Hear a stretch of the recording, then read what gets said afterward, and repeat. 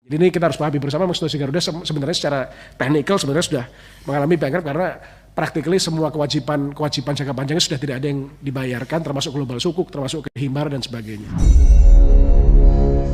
Garuda bangkrut memang karena negara tidak bisa berbisnis dan tidak boleh berbisnis. Itu karena BUMN adalah cara kelola aset negara yang salah. Begini maksudnya, kalau rakyat yang jadi pasar, maka tidak boleh asing atau pemerintah yang mengendalikan suplainya. Oke, sebentar.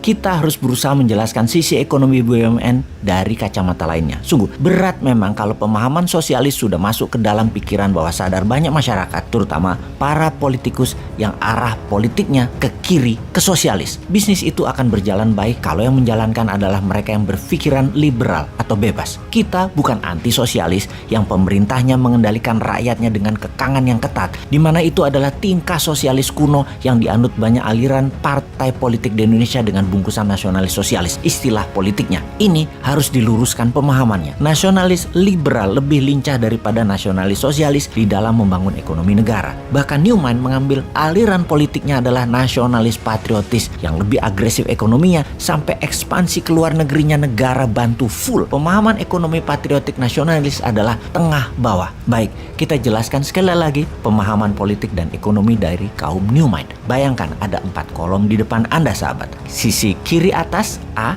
kanan atas B, kiri bawah C, dan kanan bawah D. A dan C kalau digabungkan adalah aliran ekonominya sosialis. B dan D kalau digabungkan aliran ekonominya adalah kapitalis. A dan B adalah kaum elitis. C dan D adalah kaum akar rumput. Selama 6 pemerintahan Indonesia selain Pak Karno, semua politiknya dan ekonominya main di kaum elitis. Pak SBY misalnya, elitis kapitalis sisi kanan atas B. Para oligarki dan konglomerat kapitalis atas mengendalikan ekonomi dan diberi kemudahan. Yang sekarang yaitu memihak pada elitis sosialis, yaitu yang A, kaum BUMN. Sisa presiden lain, Soeharto dengan Amerikanya elitis kapitalis, Habibie dengan IMF, Gus Dur, Megawati, sama semua. Kemudian para calon presiden nanti 2024 semuanya juga tetap main di elitis. Untuk pertama kalinya dalam sejarah Indonesia, Newman punya konsep politik dan ekonominya akar rumput. Di sisi C adalah kaum buruh, petani, nelayan. Di sisi D adalah UKM. Ini jelas berlawanan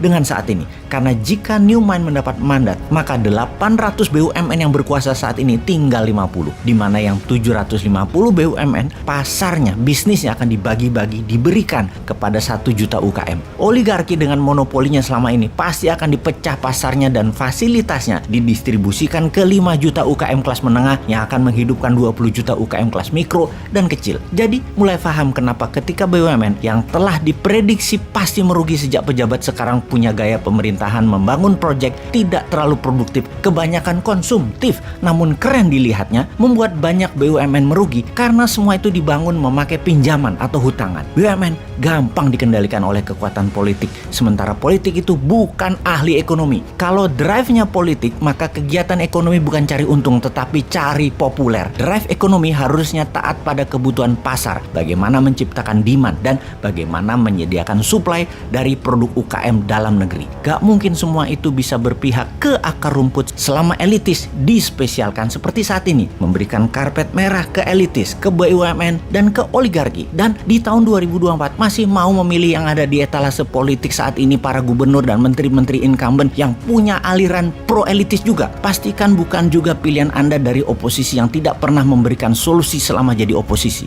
Jadi pilihan sahabat semua hanya Newman yang beda. Cek.